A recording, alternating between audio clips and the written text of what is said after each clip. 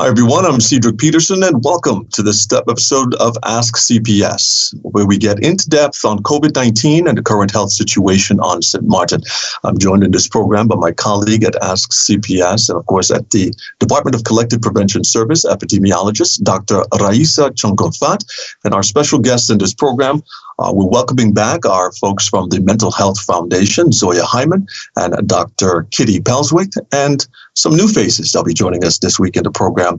We are joining us a nurse from within the Inspectorate of s1-e5, nurse Denise Cornet, and speaking to us in regard to COVID-19 and our kids, special guest Felix Reichert. It's Dr. Felix Reichert. He's a pediatrician by training, now working in epidemiology in Germany. And he's been involved in assessing the risks of COVID-19 for children. And nurse Denise Cornet is a registered nurse working at the Inspectorate within the Ministry of s1-e5. Let's start off the program this week, episode 5, with our opening remarks from Raisa. It's great to have you and see you once again in the program. What information do you have for us this week, and what can we look forward to in this program, Raisa? Hi, so hello everyone, and thanks for tuning in to episode 5 of Ask CPS.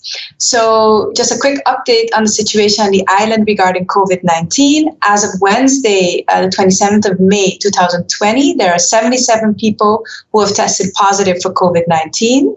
The last positive test was 2 weeks ago, and of the 77 persons that tested positive, 2 people have not yet recovered and are presently still in the isolation facility. So on today's episode, we are pleased to welcome back Dr. Pelswick and Ms. Zoya Hyman from the Mental Health Foundation, and they will let us know a bit of how things went during Mental Health Awareness Week. And for next segment, we will discuss a topic that has been on the news a lot recently. How does COVID-19 affect children? A lot of parents are concerned about the reopening of schools and about reports of a new syndrome that could be related to COVID-19 that could affect children. To address these questions, we are pleased to welcome Dr. Reichert, a German pediatrician calling in from Berlin. He is one of the experts that is involved in assessing the risk of COVID-19 for children. And we're also pleased to have nurse Denise Cornet from our Inspectorate of the Ministry of ESA to join this show. And at the end of today's episode, as always, we will answer questions from the public that we have received through our email, askcps@stmartengov.org. We hope that this episode will provide more information to the public, and we're asking everyone to stay safe and vigilant. Thank you very much, Dr. Raisa, for your opening remarks and, of course, setting the tone here for our episode 5 of Ask CPS. I want to take this opportunity again to allow our guests to introduce themselves as they are represented here.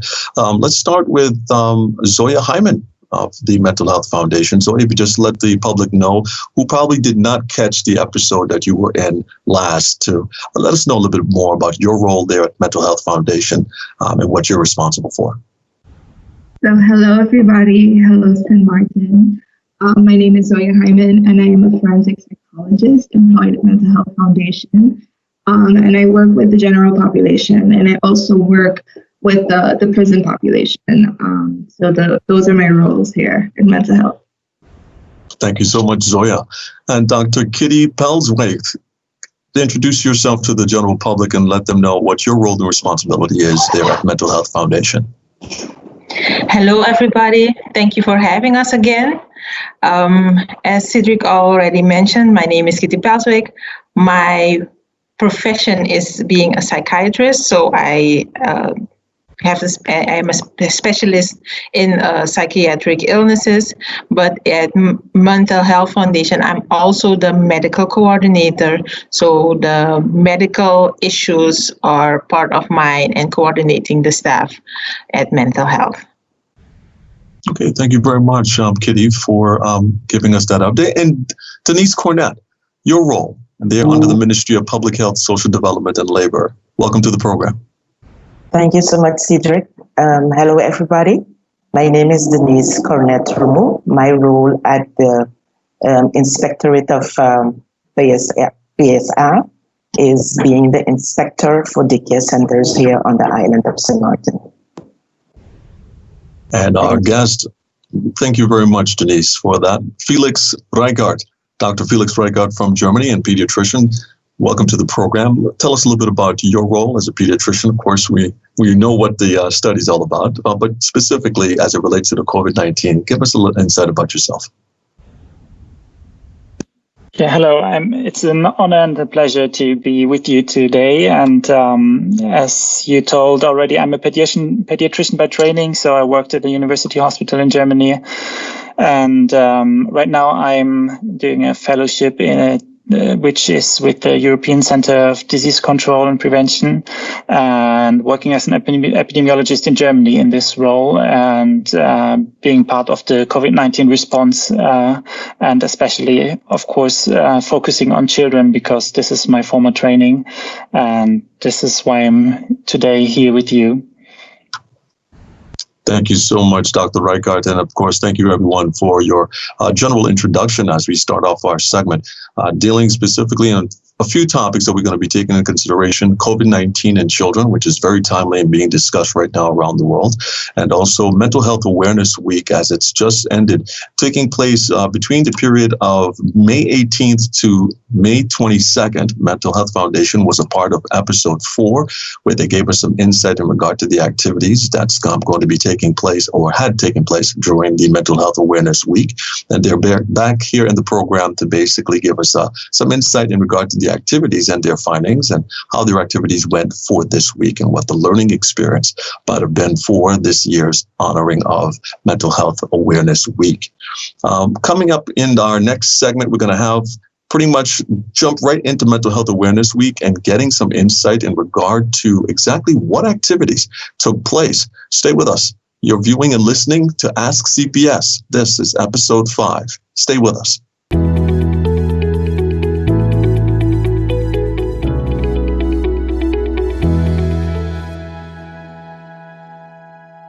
Safety tips on how to use your mask. Wear your mask in public places. When removing your mask, properly take your mask off by grabbing the bottom ties of your mask, then the ties at the top, and remove the mask.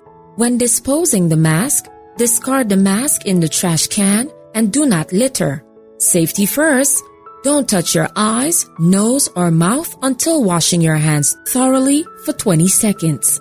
These safety tips are brought to you by Collective Prevention Services and the Department of Communication.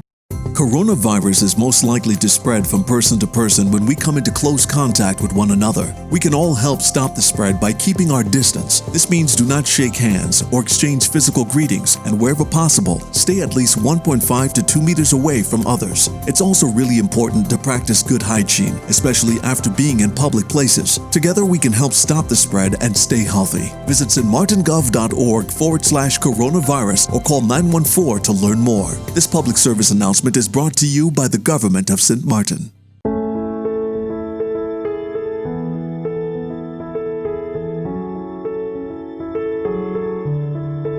COVID-19 can spread from person to person.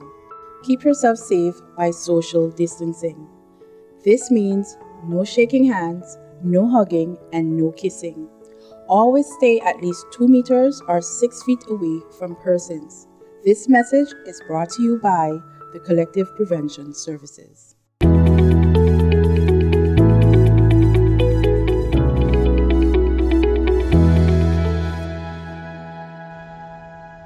Hello, everyone, and welcome back to Ask CPS. This is episode 5, and our guest this week, I'm representing Mental Health Foundation, and of course, we'll be talking about the topic of COVID-19 and our kids. And to help us on that topic, we'll be talking to representative of the Inspectorate of ASA,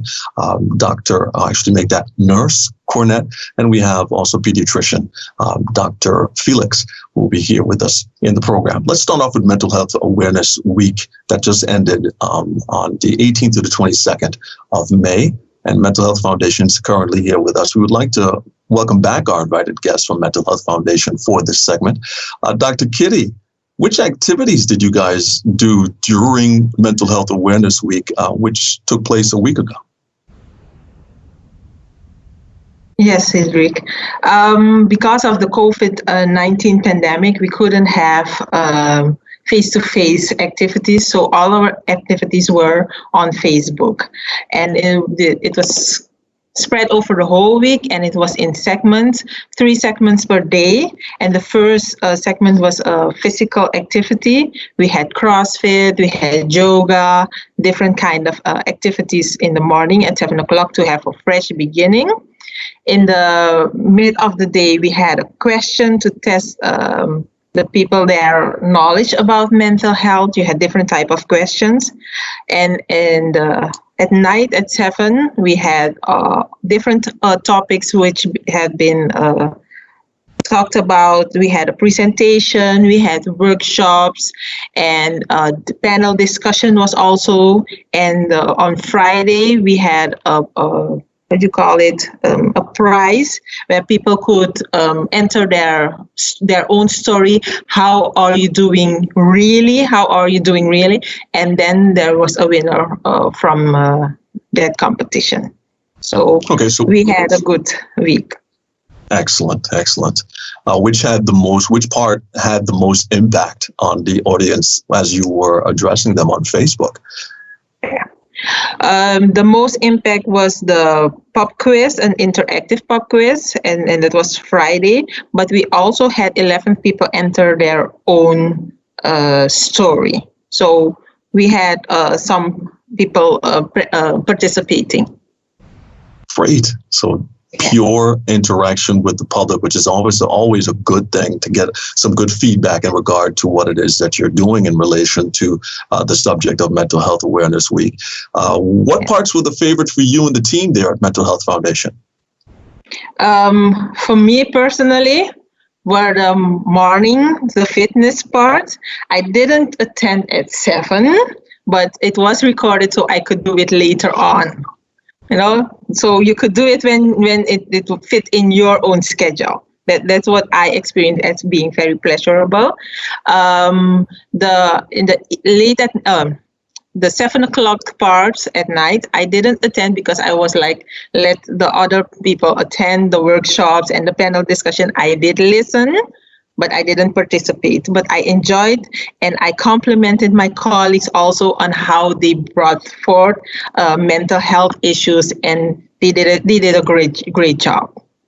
Were there specific activities for the elderly?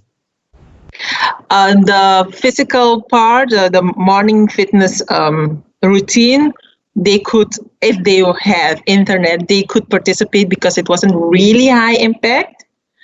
We had the yoga and the Pilates part, so they could participate and have a little bit of movement. So that's what the part for the elderly. Yeah. Thank you so much. Zoya, why, especially in these times, is it important to focus on mental health? We look at mental health as a holistic part of our being. As part of a holistic part of our being, where we have our physical health, where we exercise, we eat healthy, we work out. And so we also take into consideration our mental health because that is a part of who we are. So we don't ever want to neglect that aspect of who we are because it is affected by our environment and our daily lives as well. So it is important because, as I said, what happens in your everyday life, in your surroundings, your environment has an impact on you. So in order for it not to have a negative impact, a debilitating impact, you want to ensure that that is also a focus. You wake up, you eat because you need your energy, you need your sustenance. We also pay attention to, am I okay? Am I stressed? Am I worried? Am I anxious? What's happening on the emotional, psychological level that I may need to pay more attention to, or that I may need to continue, because some people do have healthy routines that they take part in their daily life. So yeah, we consider it as part of who we are because it is, and we don't want it to fall by the wayside. Just like we wouldn't go without eating for 1 week or 2 weeks or 3 weeks, we wouldn't want to neglect our mental health for that long because it may have negative effects, negative impact on us. Have you seen a lot of people who are feeling more worried or concerned about their mental health because of COVID-19? Yeah. Doc, you can take this one. Okay, thank you, Zoya. Yes, indeed. We have had a lot of referrals, and we also have people who reach out to us through the 311 line, where they called us for the support and where we could support them in their worries. As like in the beginning, we had a certain distribution. In the beginning, it was more basic needs where we needed to support them because people didn't have food, and we could refer them to the government. But after a while, then you get the real psychological issues came in front, and people were more worried about, okay, how can I handle my children? How am I going to be able to sustain my routine? Because we as human beings need to have a certain routine, and that's with the pandemic and being locked down, the work where you have to go to work or to school, that's all fallen off. So how can I sustain my activities and keep my mental sanity? So that's now also part still, because people lost their jobs. So we're still trying to help them cope with these situations. And the worries keep on coming. Another one which we have recently is now we are allowed to go on the street, but what can I expect? People are afraid to go anywhere now. They prefer staying at home. Because what if I go to on the street and I catch it? How will I cope with that? So that's something that we are supporting people with also. Okay, great. We're going to thank you so much, team from Mental Health Foundation, for answering those questions posed in this segment. We're running out of time for this particular segment. I still want to follow up with you on a question, should we have some time as we move through the program. But stay with us, folks. You're watching and listening to Ask CPS. This is episode 5. In our next segment, we're going to be getting into the COVID-19 reality and our children. Our special guests answering questions based on that topic as we continue. Stay with us. You're listening to Ask CPS.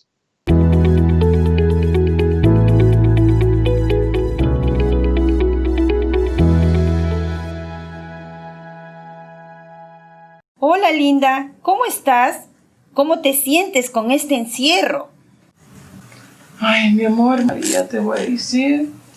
Ay, mami, no me siento muy bien, ¿no? Oh, amiga, ¿qué molestias tienes? En estos días tienes que tener cuidado porque el COVID-19 está en todos lados. Mi amor, te estoy diciendo, yo estoy sintiendo como me voy a resfriar.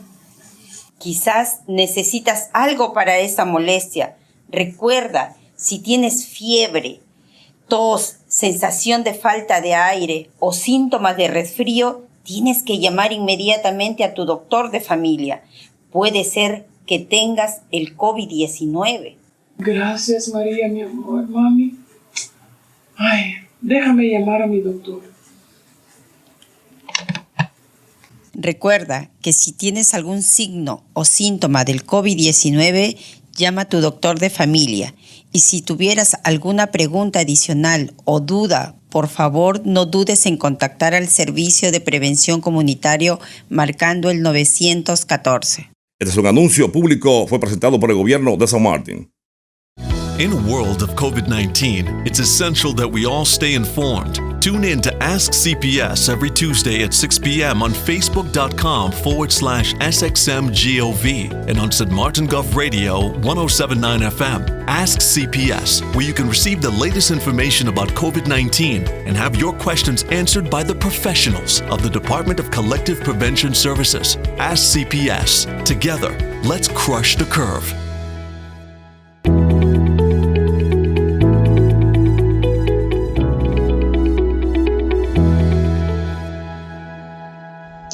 Hello, everyone. Welcome back to Ask CPS. In our previous segment, we had a nice discussion there with our folks from Mental Health Foundation. I want to thank them so much for providing some insight in regard to the Mental Health Awareness Week. In this third segment, we're going to get into a topic that's been quite timely, and as I'm sure everyone who's been watching and following in the media in regard to COVID-19 and what the world is doing to help mitigate the spread of it. It's affecting our children as well. And we wanted to basically hone in on that subject matter here in this episode of Ask CPS. And we called in some of our two experts to discuss the topic. First of all, let me once again introduce who will be attacking the questions in this segment. That is nurse Denise Cornet of the Inspectorate of VSA.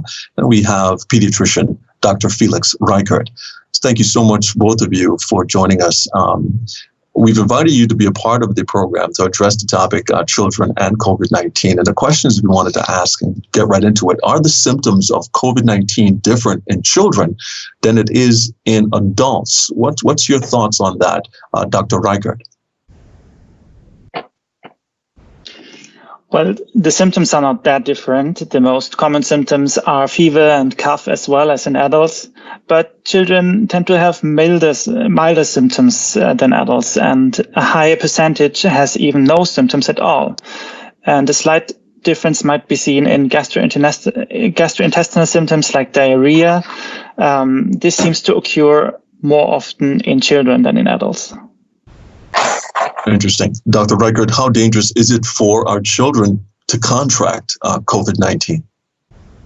Yeah, in this context, I think two things are important. First, COVID-19 is less frequently observed in children compared to adults. This might be because children get less frequently infected, but this could also be due to the fact that they less frequently show symptoms.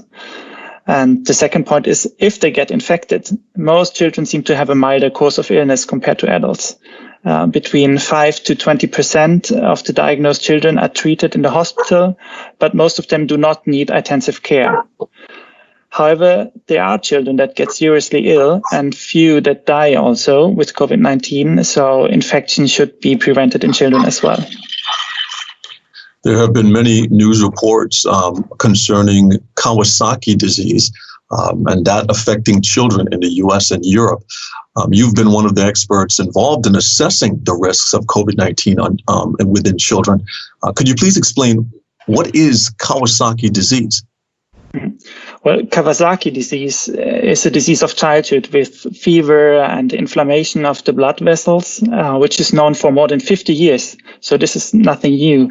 But in the last month, there have been observations of clinicians that more children than usual were treated at pediatric intensive care units with persistent fever and a variety of symptoms like abdominal pain, rash, sometimes shock and heart involvement, affecting several organs and presenting with high inflammatory markers. And some of these children had symptoms consistent with Kawasaki disease. So this is why it is called Kawasaki-like disease, but also other terms are used to describe these cases. For example, multi-system inflammatory syndrome. And this is why in the end of April, health authorities in the UK launched an alert. And many other countries, especially countries with high COVID-19 incidence, followed after that. Can this be treated? Well, this can be treated. All children can receive supportive treatment to prevent and manage complications. And depending on the clinical presentation, the children can receive specific treatment. So children who have symptoms like in Kawasaki disease can be treated like children with Kawasaki disease, which normally includes like intravenous treatment of antibodies and other drugs. Exactly. Okay. What are the chances of a child getting this severe disease? Well, Kawasaki disease affects in Europe and the US around 5 to 20 children in 100,000 children per year. So that's not that often. And the incidence of this new multi-system inflammatory syndrome is still under investigation. But I think it is important to note that these cases are really rare. So 2 weeks ago, there was an assessment of the European Center of Prevention and Disease Control, and they collected the cases that were reported in Europe, and these were less than 250 cases. As it relates to COVID-19, do children who contract COVID-19 have a higher chance of getting this new disease? Well, some of these cases with this new described syndrome were tested positive for COVID-19. Some had at least an epidemiological link to a person with COVID-19. So it is therefore thought that this could be a new syndrome associated with COVID-19, but this association is not proven yet. And some countries that are especially affected with COVID-19 had more of these new cases, but we can't say anything about the chances right now. And Kawasaki disease existed before this pandemic as well, and the cause of Kawasaki disease is unknown. But seems to be a pathologic immune response after an infection, but also after other infections like bacteria and other viruses. Thank you very much, Dr. Reichert. We want to focus now a little bit more at home here. Nurse Denise Cornet, a registered nurse working at the Inspectorate within the Ministry of Public Health, Social Development, and Labor. Nurse Cornet, great to have you in the program. Question for you: how can I best protect my child, or overall our children, from COVID-19 infection? Okay, the best way that we can protect our children is that parents themselves, before you're sending your child out to the daycare center, you will have to check the child. If the child have any cold, any sniffles, coughing, sneezing, you know you will keep your child at home. So you would not send the child out to the daycare centers. Okay. Should our children wear masks? Well, all children here that attending daycare centers and early childhood stimulation here in Sint Maarten, it is not necessary for them to wear a mask. How can kids practice distancing at daycare centers? Children can practice social distancing. It is because of their the healthcare provider that is helping them, the teachers in the daycare centers, that they will keep the groups together. They would not have the groups them intermingle with each other.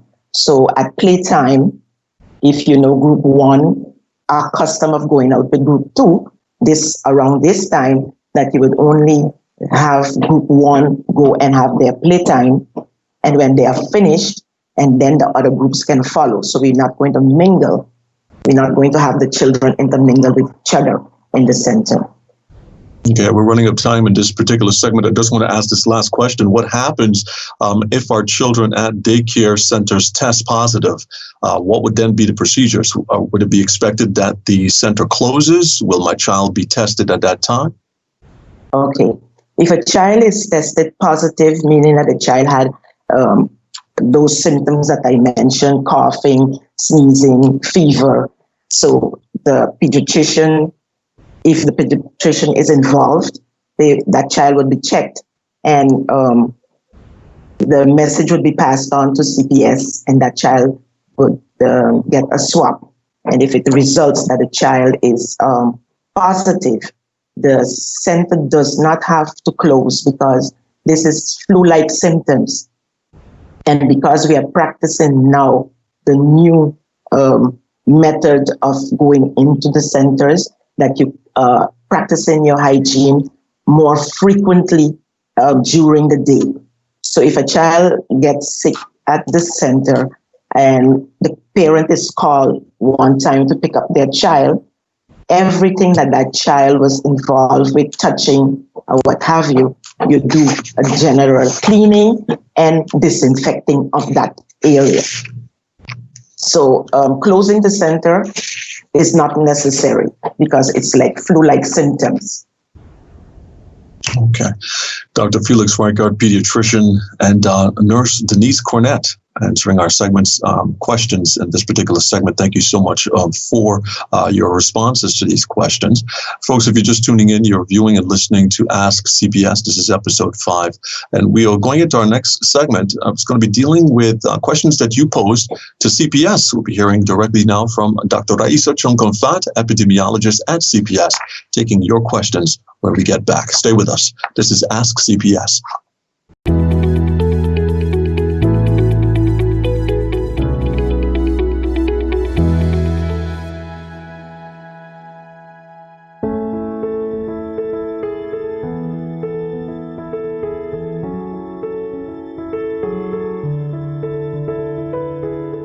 El COVID-19 se puede transmitir de persona a persona. Por eso, para mantenerse seguro, hay que conservar una distancia de por lo menos 2 metros o 6 pies de otra persona. No besos, no abrazos y no dar la mano. Este mensaje lo trae el Servicio de Prevención de la Comunidad. Hey Linda, qui jan ou ye la kay? Moi, pas senti très bien. Oh, qui sa ou senti? Jou sa yo ou dwe fè atensyon à COVID-19. Moi, senti comme si mon veine avec un grippe.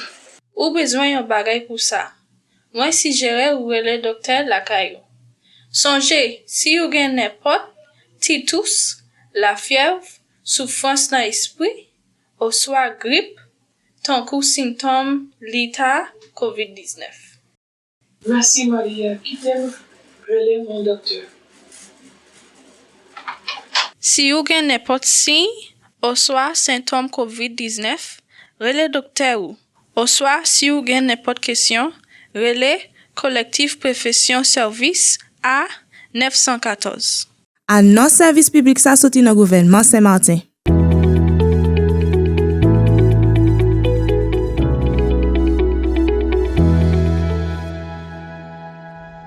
Hello, everyone. Welcome back to our final segment of the program, Ask CPS. And this portion, of course, is the actual Ask CPS portion. It's the questions you posed this week to Ask CPS by sending email to askcps@stmartengov.org. To answer those questions, CPS representative and epidemiologist Dr. Raisa Chunkafat will be taking the questions in this segment. Dr. Raisa, what is the difference between N5 medical masks and cloth masks, since we are so, conscious of these usage of the masks now in this COVID-19 reality? So the difference between the N95 respirator mask, the medical mask, and the cloth mask lies in what they're meant for. And the N95 and medical masks are the ones that are used in healthcare settings. What are they used for? So an N95 mask, if worn properly, it very efficiently filters airborne particles. And if it's properly fitted, the filtration capabilities of an N95 respirator mask exceed those of face masks. The medical face mask, also known as the surgical mask, are used to prevent large respiratory droplets and splashes from reaching the mouth and nose of the wearer. And they also help to reduce or control the spread of large respiratory droplets from the person wearing the face mask, so going that way. The non-medical face masks, or otherwise known as the face cloths or the face coverings, they include various forms of self-made or commercial masks that are made of cloth or other textiles or other materials, sometimes as paper. They're not standardized and are not intended for use in healthcare settings or by healthcare professionals. So the non-medical face masks or coverings can be worn in public settings by people when other social distancing measures are difficult to maintain. Is it true that the FFP2 and the N95 masks were not intended to be used to protect against viruses? No, this isn't true. So the FFP2 is a mask certified by the European Union, and both masks, the N95 and the FFP2 masks, are designed to protect the wearer from exposure to particles, including bacteria and viruses. Okay. Is it true that a surgical mask only keeps the wearer's germs to himself and does little to keep other people's germs and viruses out? Also, this is not true. The benefit of the surgical mask is that it's fluid resistant and can protect you against large droplets or splashed bodily fluids. COVID-19 is thought to be spread through droplets, and therefore surgical masks give enough protection for the wearer, as well as for other persons who are in contact with the person who wears the mask. However, for healthcare workers who are in direct contact with a COVID-19 patients, where, for instance, medical procedures such as ventilation takes place, the N95 masks are recommended. Does fumigation help to prevent the spread of COVID-19? So this is a question we hear a lot also. Fumigation is a method of pest control that completely fills an area with pesticides or fumigants to suffocate or poison the pests within. There have been many news reports on the use of fumigation for COVID-19, but so far, fumigation has not been proven effective in helping to reduce the spread of COVID-19. Interesting. And as you asked that question, you answered it. I had this very, very comedic thought in my head of people thinking that they want to choke the virus. For some strange reason, that came up there. It's possible. So I can imagine everyone is thinking about this process. What about regular disinfecting or sanitizing the premises? So it is recommended to clean and disinfect frequently touched surfaces daily. So think about the doorknobs, the tables, the light switches, countertops, desk phones, keyboards, etc. Anything where people touch a lot are places that we recommend to clean and disinfect. Okay.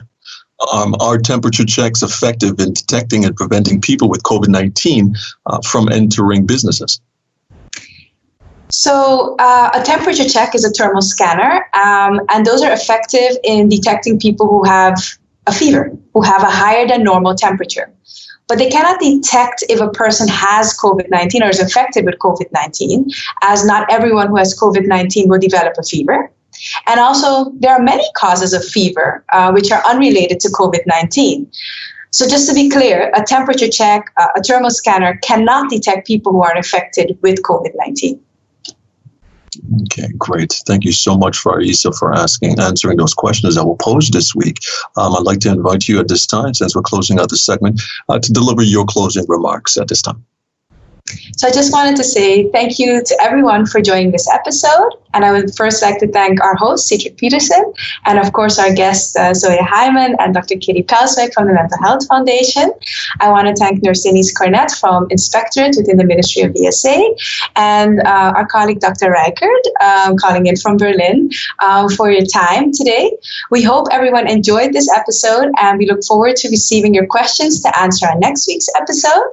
If the general public has any questions or concerns, please do not hesitate to contact the CPS helpline 914.